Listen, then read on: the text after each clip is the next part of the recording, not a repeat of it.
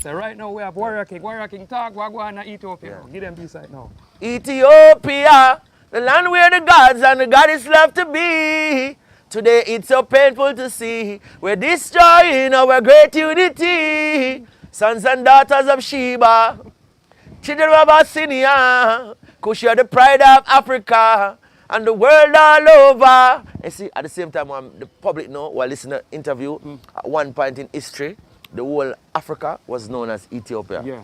So even though we talk about geographical location, where it's Imperial Majesty, where the throne of David is located, and the Ark of Covenant is located in Ethiopia, Addis Ababa.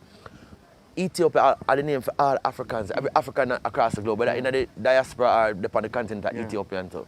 So even in the wider spec of things, we have African people, we need to get everything together. We fight against each other through slavery and the colonial system that govern us, you know, at the time, even now. Even though we're still even now. So that song that for us bring some attention, say, yo, we are great people, we're from great kings and queens.